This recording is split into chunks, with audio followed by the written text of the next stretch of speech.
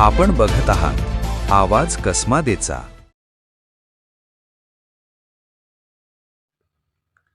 शिरपूर तालुक्यातील वाघपाडा येथील 40 वर्षीय महिलेसोबत वैद्यकीय निष्काळजीपणाचा अत्यंत गंभीर प्रकार समोर आलाय।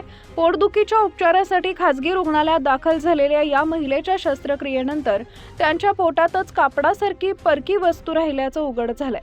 मिळालेल्या माहितीनुसार संबंधित महिलेला तीव्र पोटदुखीचा त्रास होत असल्याने त्या पतीसह शहरातील एका खासगी रुग्णालयात गेल्या होत्या। तपासणीनंतर डॉक्टरांनी गर्भपिशवी काढण्याची शस्त्रक्रिया करण्याचा सल्ला दिला। त्यानुसार शस्त्रक्रिया करण्यात आली। मात्र काही दिवसांनी महिलेला पुन्हा असह्य वेदना सुरू झाल्या। त्या पुन्हा संबंधित डॉक्टरांकडे गेले असता पुन्हा ऑपरेशन करावं लागेल आणि त्यासाठी सुमारे 2 लाख रुपये खर्च येईल असं सांगितले। आर्थिक परिस्थिती बेताची असल्याने त्यांनी दुसऱ्या रुग्णालयात तपासणी करण्याचा निर्णय घेतला। दुसऱ्या रुग्णालयात तपासणी केल्यानंतर धक्कादायक सत्य समोर आले।